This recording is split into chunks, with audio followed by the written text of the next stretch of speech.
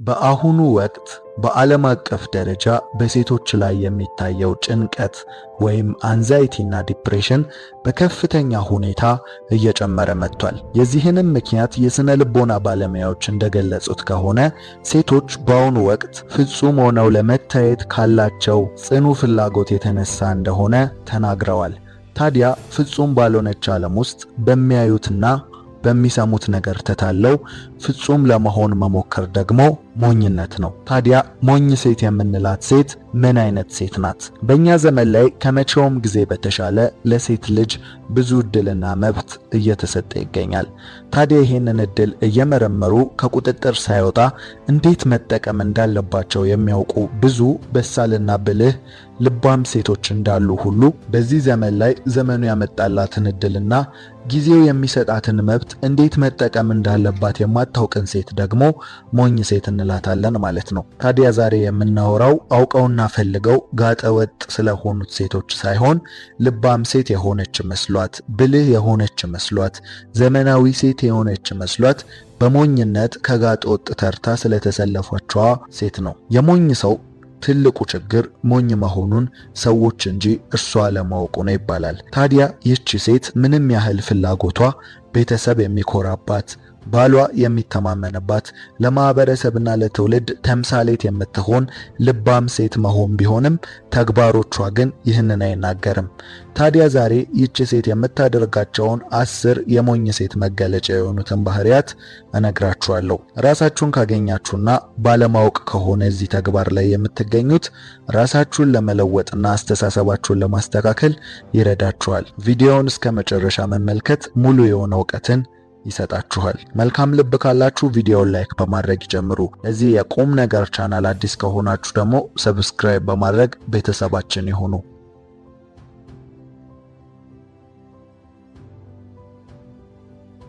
አንድ ወንድን ስታስተምር ግለሰብን ታስተምራለህ፣ አንድ ሴትን ስታስተምር ግን ማህበረሰብን ታስተምራለህ ይባላል። ሴት ልጅ ትውልድን ትተካለች፣ ማህበረሰብን ትፈጥራለች። ምክንያቱም ኮትክታ የምታሳድግ ስለሆነች። እስኪ ጥቂት ጥናቶችን እንመልከት። በአሁኑ ወቅት ላይ ቅድም እንዳነሳ ነው በዓለም አቀፍ ደረጃ በሴቶች ላይ የጭንቀት ወይም አንዛይቲ እና ድብርት ወይም ዲፕሬሽን መጠን ከፍ ማለቱ ተስተውሏል። ይህም ምክንያት ፍጹም ሆኖ ለመታየት መሞከርና የውሸት የሆነ ላይፍ ስታይል ጋር በተያያዘ እንደሆነም ታውቋል። ያም የሶሻል ሚዲያ ተጽዕኖ ነው። በተጨማሪም ኢንዲፔንደንት ወይም ብቻቸውን የሚኖሩ ሴቶች በመብዛታቸው የውጭውንም ሆነ የቤት ውስጡን ስራ እየሰሩ እንደውም በውጭ ሀገራት ላይ ከ14 ሰዓታቸውን በላይ በስራ ላይ ያሳለፉ በመሆኑ በአእምሮ ረፍት ማጣት ላይ እና መቃወስ ላይ እንደሚገኙም ጥናቱ አመላክቷል። ይህ ጥናት በእርግጥም በነጮች ሀገር የተካሄደ ጥናት ቢሆንም በቅርቡ በሀገራችን ላይ ያለው እንቅስቃሴም ከቀጠለ ተመሳሳይ ውጤትን ማየታችን የማይቀር ነው። እናም በየዘመኑ በሴቶችና በህፃናት ላይ የተለያዩ ጥቃቶች ይሰነዘራሉ። ምክንያቱም ቅድም እንዳልኩት ሴት የማህበረሰብ ማገር ናት፣ የትውልድም ፈጣሪ ናት። ትውልድን መበረዝ፣ ማህበረሰብን ማቃወስ ከተፈለገ ጥቃቶች ሁሉ የሚሰነዘሩት በሴት ላይ ይሆናል ማለት ነው። እንዲሁም ተተኪ በሚሆነው ህፃናት ላይ እና አንዳንዶች ፈልገውና በፍቃዳቸው የተበላሸና የተበረዘ አመለካከትን ሲከተሉ፣ አብዛኞቹ ግን ተሸውደውና ተታለው እንጂ እያረጉ ያሉትን ነገር አያደርጉትም ነበር። ታዲያ ዛሬ ዘመኑ ለሴት ልጅ የሰጠውን መብት እድል በአግባቡ መረዳትና ከሞኞች ተርታ በመውጣት ልባሟን ሴት ለመሆን የሚያስችላችሁን፣ በመጀመሪያ ግን ሞኝነታችሁን ጠንቅቃችሁ እንድትረዱ የሚያደርገውን 10ሩን የሞኝ ሴት ባህሪያትንም እንነጋገራለን። አሁን በቀጥታ ወደ 10ሩ የሞኝ ሴት ባህሪያት እንለፍ። ከሞኝ ሴት ባህሪያት ከሆኑት መካከል አንደኛ፣ ከክብር ይልቅ ትኩረትን ትፈልጋለች። ይህቺ ሞኝ ሴት ያልተረዳችው አንድ ነገር ሴት ልጅ ባትፈልግም እንኳን የትኩረት ማዕከል መሆን መቻሏን ነው። በተፈጥሮ ሴቶች በምድር ላይ የውበት ተምሳሌት ናቸው። በተለይ ሴት ልጅ ትኩረት ለመሳብ ከፈለገች ብዙ ጥረትን አይጠይቃትም። ይህንን አለማወቋ ሰውነቷን ገላልጣና ከሚገባው በላይ በሆነ መዋቢያዎች ወደ ራሷ ትኩረትን ለመሳብ ትጥራለች። ነገር ግን የምታገኘው ትኩረትን እንጂ ክብርን አይደለም። ትኩረት ሁልጊዜም ለየት ባለ ነገር ላይ ይሰረቃል። በጨዋ መሃል ባለጌ፣ በጥሩ ሰው መሃል ሌባ ትኩረትን መውሰዱ አይቀርም።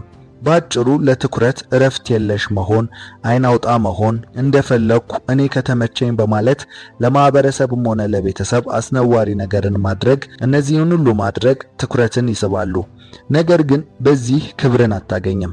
ሁልጊዜም ደግሞ ትኩረት ከክብር አይበልጥም። ተመልከቱ፣ ሰውነታቸውን ገላልጠው የማይታይ ክፍላቸውን እያሳዩ ቪዲዮውን የሚሰሩ ሴቶች ወይም ሰዎች ያ ቪዲዮ በጣም ከፍተኛ ተመልካችን ሆነ ላይክን ሊሰበስብ ይችላል። ግን አስተውሉ፣ የነዛ ሰዎች ቀጣይ ቪዲዮ ምንም ይሁን ምን አይታይም፣ ትክክለኛም ተከታይ አይኖራቸውም።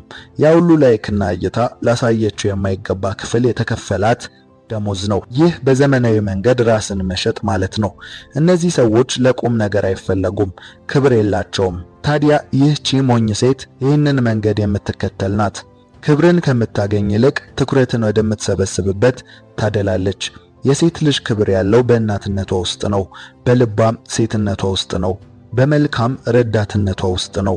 ታዲያ ይህንን ትታ ዋጋዋን በምታገኘው ትኩረት ልክ እየመዘነች ብዙ ድራማዎችን ህይወቷ ላይ እየፈጠረች የምትኖር ሴት ሞኝ ሴት እንላታለን ማለት ነው። ሁለተኛው ባህሪዋ አውቃለሁ ባይነት ነው። ስለ ሁሉም ነገር ጣልቃ ገብ ነች፣ ለመናገር ትቸኩላለች። ይህቺ ሴት በሰዎች ጉዳይ በማይመለከታት ሁሉ የምትገባ ነች። አውቃለሁ ባይነቷ በቤተሰቧ በጓደኞቿ ሁሉ ተሸንፋ እንድትኖር ያደርጋታል። ምክንያቱም ለአዲስ ነገር ክፍት አይደለችም። ሁሌም ልክ ነኝ ብላ ነው የምታስበው። ታዋቂው የስነ ልቦና ንድፈ ሐሳብ እንደሚያሳየው ዕውቀታቸው ዝቅተኛ የሆኑ ሰዎች ራሳቸውን ከልክ በላይ የመገመት ዝንባሌ ያላቸው፣ ያም አውቃለሁ የሚሉትን ዕውቀት ከላይ ብቻ በማወቃቸው የነገሩን ውስብስብነት ስላልተረዱ ነው ይላል። በአጭሩ አውቃለሁ ባይነት ራሱ አለማወቅ ነው። በዚህ ጊዜ ደግሞ መረጃ በፍጥነት ይገኛል። ስለ የትኛውም ነገር ለማወቅ በጣም ቀላል እየሆነ መጥቷል። መረጃን ማወቅ አዋቂ አያስብልም። ያንን መረጃ መቼና እንዴት በምን መንገድ መጠቀም እንዳለባት ስታውቅ ብቻ ጥበብ ወይም ማወቅን አወቀች እንላታለን። ያን የሚያውቅ ሰው ደግሞ አውቃለሁ አይልም። የተረጋጋና ለመስማት ክፍት የሆነ ልብ ያለው ሰው ነው። ብዙ ጊዜ ሶሻል ሚዲያ የምንወዳቸውንና የምንስማማባቸውን ሐሳቦች ብቻ ከፊት ለፊት እያመጣ እንድንሰማ ያደርገናል። ይሄም አልጎሪዝሙ የተሰራው በዓላማ ስለሆነ ነው። ታዲያ በሶሻል ሚዲያ ላይ የምትመለከቱት መረጃ ሁልጊዜም እናንተ ከምትደግፉት ወገን ብቻ ይሆናል ማለት ነው። ታዲያ ይህች ሞኝ ሴት ልክ ነሽ በሚሏት ሰዎች ትከበብና በሶሻል ሚዲያም ሆነ በየትኛውም መንገድ የሷን ሐሳብ ብቻ የሚያንጸባርቅ ዓለም ውስጥ ተቀምጣ የሷ ሐሳብ ፍጹም ትክክል እንደሆነ ማመን ትጀምራለች። ይህ ደግሞ ወደ ትዕቢት ያመራል። ውጤቱም ለባሏ የማትመች ሚስት፣ እንደ እርሷ ግትር ልጆችን የምታፈራ እናት፣ በየትኛውም ቦታ ላይ ለእድገት የማትፈለግ ሆና ትገኛለች። ሁሌም እድገት ዕውቀትን በማሳደግና ራስን በማስተማር ላይ ስለሚገነባ። ታዲያ የዚህች ሞኝ ሴት ዋና መገለጫ አውቃለሁ ባይነት ነው ማለት ነው። ሶስተኛ ቁሳቁስ ወዳድነት። ቁሳቁስ ወዳድ ሴት ማለት ውድ ዋጋ ያለው ልብስ ለብሳ ርካሽ ማንነትን የተላበሰች ሴት ማለት ነው። ይህች ሴት ዋጋዋን ባላት ንብረት ልክ ስላረገች ንብረቱ ሲጠፋ አብራ ትጠፋለች። ብልህ ሴት ግን ያላትን ሁሉ ብታጣ የማይጠፋ ሞራልና ክብር ያላት ሴት ናት። ቲም ኬዘር ባደረገው ጥናት መሰረት ቁሳቁስ ወዳድ የሆኑ ሴቶች ወይም ሰዎች ለከፍተኛ ጭንቀት፣ ድብርትና ለዝቅተኛ በራስ መተማመን የተጋለጡ ናቸው ይላል። ቁሳቁስ ወዳድነት ወይም ማቴሪያሊዝም ማለት በስነ ልቦና እይታ ሲተነተን አንድ ሰው በውስጡ ያለው መንፈሳዊና ስነ ልቦናዊ ባዶነትን በቁሳቁስ ለመምላት የሚያደርገው ከንቱ ሙከራ ነው ይለዋል። ይህቺ ሞኝ ሴት ያልገባት ነገር ፍላጎት አይረካም፣ ቁሳቁስም አይጠገብም። ዛሬ የገዛችው ፋሽን ነገ ያረጃል። ዓለም ላይ ብዙ ነገር በአንድ ጊዜ ይፈጠራል። ያን ሁሉ መግዛት፣ ያን ሁሉ ማሟላት ስለማትችል የማይረካ ምኞቷን ይዛ የምትኖር ናት። ይህ እዚህ ጋር አያበቃም። በፍቅር ግንኙነቷም ላይ ያን ፍላጎቷን የሚያረካ ፍለጋ ከወንድ ጋር ስትሆን ከሰውነቱ ይልቅ በኪሱ ላይ ታተኩራለች። ሀብታም ፍለጋ እውነተኛ ፍቅርን ረግጣ ልትሄድ ትችላለች። ይህቺ ሴት የገንዘብ ባሪያ ናት። የራሷንም ዋጋ ባላት ነገር እንጂ በማንነቷ አይደለም። ስታገባ እንኳን ለትዳር አጋሯ ከአቅም በላይ የሆነ ፍላጎትን በማቅረብ ትዳሯን፣ ቤቷን ለአላስፈላጊ ብድር እና ጭንቀት ትዳርጋለች። ይሄ ዝም ብሎ ግን አይመጣም። ሞኝነት የምንልበት ምክንያት ይሄ ነው። ሁሉን የምታደርገው ምናልባትም በሶሻል ሚዲያ ላይ ያየችውን ፌክ ላይፍ ስታይል ለመኖር ስትል ነው። ታዲያ በየሶሻል ሚዲያው ላይ በምታየው ተከራይተው መኪና ነድተው ፎቶ ሲፖስቱ እሷ መኪና ካልከዛ የምትል በቀላሉ የምትታለል ሞኝ ሴት ናት። ይሄ ባህሪዋ አብሮ የሚናገረው መፎካከር እና መወዳደር የምትወድ ናት። በስልኳ የምታያቸውን ትዳሮችን ቤቷ ለማምጣት የምትጥር እንጂ የራሷን ትዳር የምትሰራ አይደለችም። በዚሁ የምንናገረው በሶሻል ሚዲያ ላይ የሚታየው ህይወት ከ65% በላይ ውሸት ነው። እውነት ነው ብንል እንኳን ሰው የቤቱን እንጂ የጎረቤቱን አይኖርም የምንለው ህይወት ነው። የሌላ ሰው ቤትን ቤታችን አናስገባ። የሌላ ሰው ህይወት ጥያቄን፣ የሌላ ሰው የደስታ ምክንያትን ቤታችን አናስገባ። እኛ የራሳችንን ቤት እንስራ። በዚህ ጊዜ ሴቶቹም ሁሉም ወንድ ወይም ባል በሶሻል ሚዲያ እንደሚያዩት አንድ ግለሰብ እንዲሆን፣ ወንዱም ሁሉም ሴት በፊልምና በሚዲያ እንደሚያያት የሆነች ሴት እንድትሆን ይፈልጋል። ይህ ፍጹም ስህተት ነው። የምንመራረጠው ፍቅር የሚይዘን ሁሉ እኮ አንድ አይነት ስላልሆንን ነው እንጂ ሁሉም ሴት ሁሉም ወንድ እንደታሰበው አይነት ሰው ቢሆን ኖሮ ሁላችንም በተለያየ ባልተፋቀረንና ባልተዋደድን ነበረ። የራሳችን ፍላጎትን እንለይ፣ ከዘመኑ ወጥመድ እናምልጥ። ለኛ የቱ ነው ደስታ? ለኛ የቱ ነው ቀልድ የሚያስቀን? ምንድነው የምንወደው? እዛ ላይ እናተኩር። ይህ ክፍተት በስነ ልቦናው ራስን አለማወቅ እንደሆነ ይነገራል። ያየው ሁሉ የሚያምረው ሰው ፍላጎቱን በውል ያልተገነዘበ ነው። ብቻ ወደ ሞኝ ሴት ስንመለስ ለፍላጎቷ ገደብ የላትምና በሕይወቷ ሳትረካ ትኖራለች። ብልህ የሆነችው ሴት ግን ቁሳቁስ መጠቀሚያ እንጂ የተለየ ነገር እንዳልሆነ ታውቃለች። ኑሮን በቁሳቁስ ታቀላለች እንጂ በቁሳቁስ ምክንያት ሕይወቷን አታከብድም። በቁሳቁስ ማንነት እንደማይገነባ ጠንቅቃም ታውቃለች። አራተኛ ስሜታዊነት። በተፈጥሮም ሴቶች ወደ ስሜት እንደሚያደሉ ይታወቃል። ነገር ግን ከልክ ያለፈ ስሜታዊነት የሞኝ ሴት መገለጫ ነው። ይሄ በብዙ መገለጽ የሚችልና የሚብራራ ሐሳብ ነው። እውነታው ምድር ሁልጊዜም በምክንያታዊነት ብቻ የምትመራ አይደለችም። በተመሳሳይም ሁልጊዜም በስሜት የምትመራም አይደለችም። ታዲያ ይህንን ሚዛን መጠበቅ ያልቻለች ሴት ሞኝ ሴት እንላታለን ማለት ነው። ይህቺ ሴት በስሜት በመመራቷ ምክንያት ብዙ ነገሮችን ባለማስተዋል ታጣለች። ለጊዜያዊ ደስታ ስትል ብዙ ዋጋ ያላቸውን ነገሮች መስዋዕት ታደርጋለች። በቤቷም በትዳሯም ላይ ቢሆን ስሜታዊ የሆነች ሴት ያልተረጋጋ ሕይወትን ትመራለች። ሁልጊዜም በደሳለኝ የምትመራ ናት። የቱ ለሕይወቷ ጠቃሚ እንደሆነ የቱ ጎጂ እንደሆነ አታገናዝብም። በተጨማሪም ይህቺ ስሜታዊ ሴት ድራማን ታበዛለች። ትንንሽ ነገሮችን አጋና ትመለከታለች። በትንሽ ነገር ትከፋለች። ሰዎችን በዝምታ ለመቅጣት ትሞክራለች። እንዲሁም እሷ የፈለገችውን ነገር በጩኸትና በለቅሶ በእንባ ለማስደረግ ትጥራለች። በአጠቃላይ ይህች ሴት የሚሰማት ስሜት ሁሉ እውነተኛና ትክክለኛ እንደሆነ በማመን በሌላ ሰው በኩል ያለውን እውነት ላለመረዳት ልቧን ትዘጋለች። ብዙ ለቅሶ፣ እንባ፣ ጩኸት እየቀላቀለች ወይም ድራማ እያበዛች የእርሷን ሐሳብ እንዲቀበሉ ሰዎችን ታሳምናለች። ይህ ፍጹም ስህተት ነው። ይህችን አይነት ሴት የምትከበር ይመስላታል። ነገር ግን ምናልባት ትፈራ ይሆናል እንጂ አትከበርም። ሰዎችም በፍርሃት እየራቋት ይመጣሉ። ስለ ስሜት ስናወራ በዋነኝነት መገንዘብ ያለብን ስሜት ምልክት እንጂ ትዕዛዝ አለመሆኑን ነው። ስሜቶች በሕይወታችን በተፈጠሩ ወይም ሊፈጠሩ ላሉ ነገሮች ግምቱን የሚያሳይበት መሳሪያ ነው።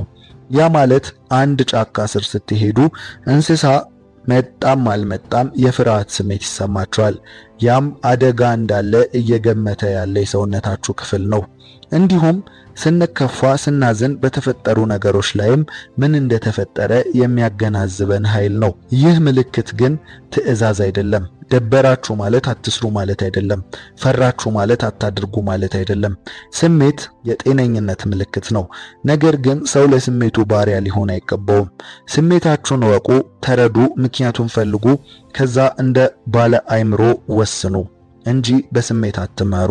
ስለዚህ ከሞኝ ሴት ባህሪያት መካከል አራተኛው በስሜቷ የምትመራ ናት ማለት ነው። አምስተኛ ጊዜን በማይረቡ ወሬዎች ማጥፋት። ታዋቂዋ ኤሌኖር ሮዝቬልት እንዲህ ትላለች፣ ታላላቅ አእምሮዎች ስለ ሐሳብ ያወራሉ፣ መካከለኛ አእምሮዎች ስለ ክስተትና ስለ ሁኔታ ያወራሉ፣ ትንንሽ አእምሮዎች ግን ስለ ሰው ያወራሉ ትላለች። ስለዚህ ጊዜን በማይረቡ ወሬዎች ማጥፋት የሰነፍና የሞኝ ሴት መገለጫ ነው።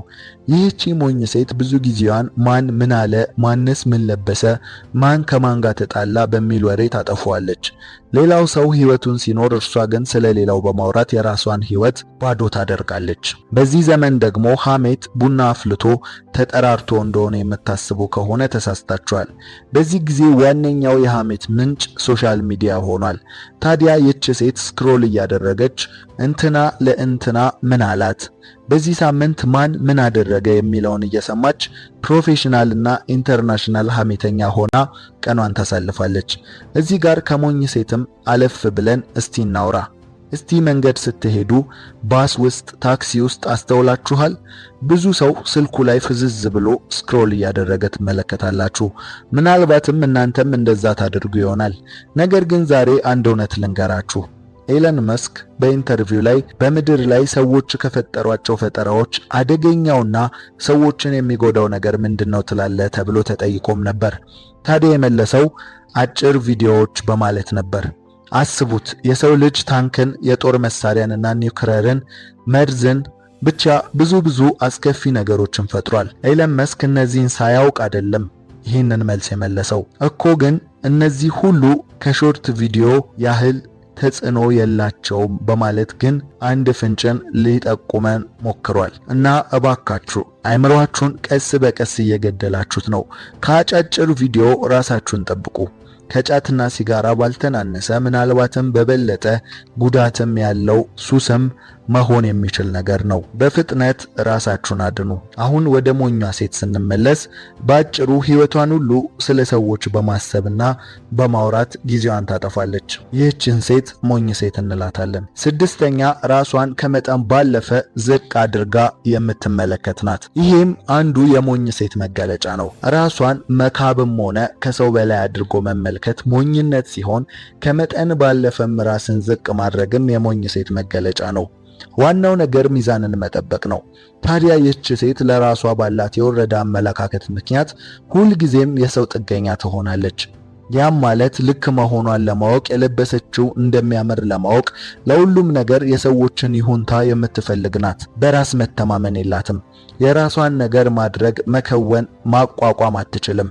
ከሁሉም ሰው ያነሰ ብቃትና ችሎታ፣ አስተሳሰብ እንዳላት የምታስብ ናት። እንደውም አንዳንዴ ለሁሉም ሰው የተለየ ጸጋ ችሎታ እንዳለው፣ ማንም ሰው ምንም ማድረግ እንደሚችል አምና እርሷ ግን ያን ለማድረግ ያልታደለች እንደሆነች የምታስብ ናት። በአጭሩ ይህች ሴት 99 ነገር ቢኖራት የሌላትን ያንን አንድ ነገር ብቻ የምታስብ ናት። ፍጹማዊነትን የምትፈልግ ናት። ያም በትንሽ ነገር ራሷን የበታች እንድታደርግ ያደርጋታል። ይህቺ ሞኝ ሴት በዚህ ባህሪዋ ምክንያት የራሷ የምትለውን ነገር የሌላት፣ በጓደኞቿ ሐሳብና ምክር የምትነዳ ሆና ትገኛለች። ሁልጊዜም ጥገኛ ነች። የሌሎች ሐሳብ ማስፈጸሚያ ነች። ይህ ሁሉ ለራሷ ካላት የወረደ አመለካከት የሚመነጭ ነው። አሁንም ሶሻል ሚዲያን ተወቃሽ ማድረጋችን የማይቀር ነው። በዛ ላይ የምታያቸው ሞዴሎች የእሷን በራስ መተማመን ይገድላሉ። የራሷ ሴትነትን መቀበል ይሳናታል። በየትኛውም ቦታ አይናፋር፣ ከሰው ጋር መቀላቀል የማትችል ሆና ትገኛለች። በዚህም ምክንያት ያላትን ልዩ ብቃትና ችሎታ፣ ስጦታ ሁሉ ሳትጠቀምበት ትቀራለች ማለት ነው። ስለዚህ ከሞኝ ሴት ባህሪያት መካከል ስድስተኛው ራሷን ከመጠን ባለፈ ዝቅ አድርጋ መመልከት ነው ማለት ነው። ሰባተኛ ድንበሯን አትጠብቅም። ይሄ ማለት ባውንደሪ የላትም ማለት ነው። ቤት በአካባቢዋ ብዙ ሰዎች መኖራቸው የማያጠራጥር ነው። ታዲያ በዚህ ሂደት ውስጥ ለማን ምን እና እንዴት መሆን እንዳለባት የማታውቅ ሴት ሞኝ ሴት እንላታለን። ይህቺ ሴት አይሆንም፣ አልፈልግም ማለትን ትፈራለች። ለሁሉም ነገር በእሽታ ተወዳጅነትን ለማግኘት ትጥራለች። ይህም ሰዎች ጊዜዋን፣ ጉልበቷን፣ ስሜቷን እንዲበዘብዙ ትፈቅዳለች ማለት ነው። ይህ የሚመጣው ደግ መስሎ ለመታየት ካለ ፍላጎት ነው። አንዳንዴም ፋራ ላለመባል ሙድ የሚገባትና አራዳ ለመባልም ሊሆን ይችላል። ነገር ግን እውነቱ ራሷን መጠበቅ አለመቻሏን የሚያሳይ ነው። የሴት ጓደኞቿ ያረጉትን ሁሉ በማድረግ መመሳሰልን ትመርጣለች። ራሷን አትጠብቅም። የትም በምንም ሁኔታ ልትገኝ ትችላለች። ከራሷ ፍላጎት በላይ የሰዎችን ደስታ እያስቀደመች ብዙ ዋጋን ስትከፍል ትታያለች። ክብሯን የሚነኩ ሰዎችን እንኳን ላለማስቀየም ሁልጊዜም ተጎጂ ትሆናለች።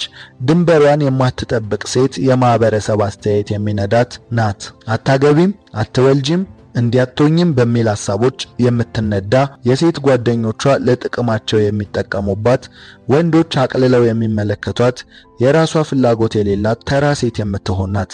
ታዲያ ሁልጊዜም ቢሆን ድንበር መጠበቅ የግድ አስፈላጊ ነው። ቤተሰቧ እሷ ህይወት ላይ እስከምን መወሰን እንዳለባቸው፣ ሰዎች በምን ልክ ሊያናግሯትና ሊቀርቧት እንደሚገባ መስመርን የምታበጅ ሴት ልባም ሴት እንላታለን። ድንበር ማበጀት ማለት በሌላ አማርኛ እሷ እንዲህ አትወድም፣ እርሷ ይህንን እሺ አትልም የሚባል በሰዎች ዘንድ የሚታወቅ እሴት ሊኖራት ይገባል ማለት ነው። የራሷ የሆነ የህይወት ፍልስፍና፣ የራሷ የሆነ እሴት ባለቤት መሆን ማለት ነው። ስለዚህ ድንበሯን የማትጠብቅን ሴት ሞኝ ሴት እንላታለን ማለት ነው። 8ኛ ሰበበኛነት። ሞኝ ሴት ሲበዛ ሰበበኛ ናት። ለራሷ ህይወት ኃላፊነትን መውሰድ አትፈልግም። ሁልጊዜም ለሚገጥማት ችግር ሌላ ተጠያቂ ሰው ትፈልጋለች።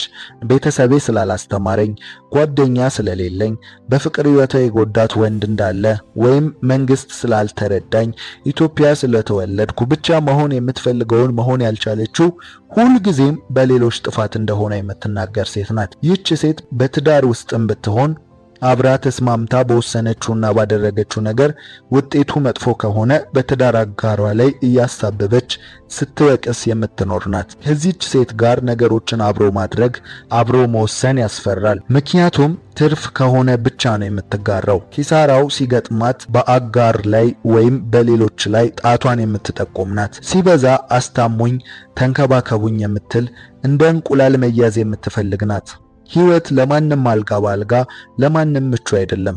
ነገር ግን እርሷ ላይ ብቻ እንደሆነ የምትናገር ናት። ሰበብን የምትደረድር ናት። ለስንፍናዋ፣ ላለመስራቷ፣ ላጣችው ግንኙነት፣ ለየትኛውም ደካማ የህይወት ክፍሏ ሁሉ በሌሎች ላይ የምትሳብብና ምክንያትን የምትሰጥ ናት። እውነታውን ታውቀዋለች። ምክንያቱም ለራሷ እንኳ አሳማኝ ላይሆን ይችላል። ነገር ግን የማታምንበትን ምክንያት ትሰጣለች። እርሷ አጠገብ ያሉ ሰዎች ሁሌም የስጋት ቀጠና ላይ ነው የሚገኙት። ሁሌም ጎጂ፣ ሁሌም ለእርሷ የሆነ ነገር መሆን ምክንያት እንደሆኑ እያሰቡ የሚኖሩ ናቸው። በተጎጂ ወይም በተበዳይነት ስሜት ሁሌም ስለምትቀመጥ አጠገቧ ያሉ ለእርሷ ልዩ ጥንቃቄና እንክብካቤን የማድረግ ግዴታ ይጣልባቸዋል። ይህ ግንኙነት ደግሞ ሁሌም ትክክለኛ ውጤት የለውም። በሪሌሽንሺፕ ሆነ በጓደኝነት በቀደመ ህይወት የተጎዱ በማስመሰል ቀጣዩን ሪሌሽንሺፕ መጀመር ለሁለተኛው ሰው ፍጹም ስጋት ነው። ሪሌሽንሺፑም አይቀጥልም። ይህ ሁሉ በእርሷ ሰበበኝነት እንደሚመጣ ብታውቅም ግን ምቾቷ ያ ስፍራ ስለሆነ ትወደዋለች። እናም ያ የእርሷ ኮምፈርት ዞን ስለሆነ ራሷን መመልከት መለወጥ አትፈልግም። ተበዳይ እንደሆነች እያሰበች መኖርን ትመርጣለች። ይህችን ሴት ሞኝ ሴት እንላታለን። 9ኛ ራሷን ትጥላለች። ይሄ ለራስ ካለ ብዙ እንክብካቤ በአርቲፊሻል ነገሮች መዋብና የበዛ ውጫዊ ነገር ላይ ከማተኮር በተቃራኒ ያለው ነው።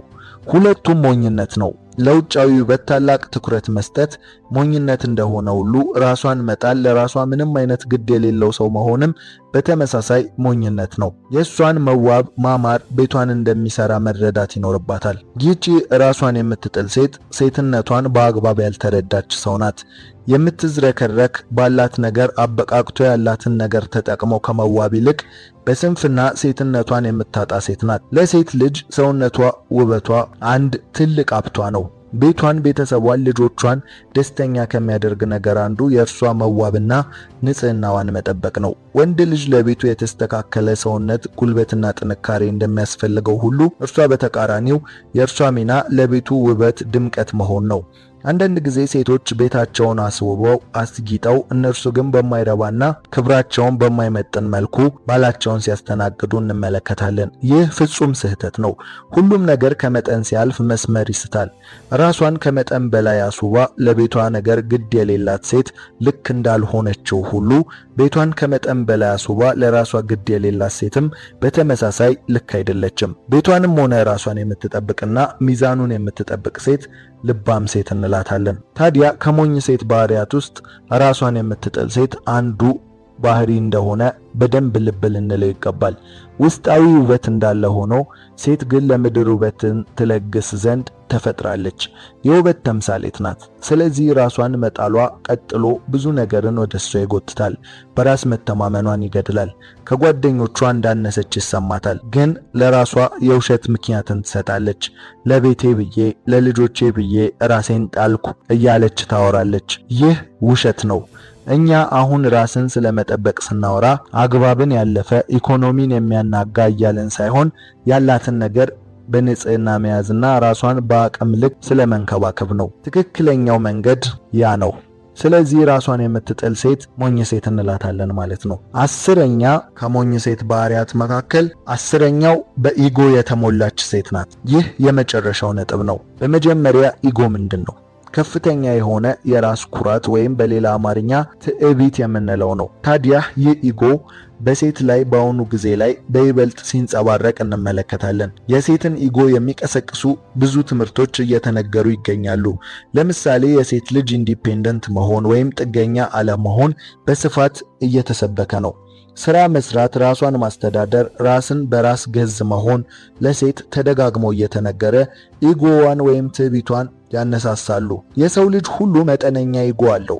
ነገር ግን በሴት ላይ ኢጎ ሲጠነክር መዘዙ ብዙ ነው።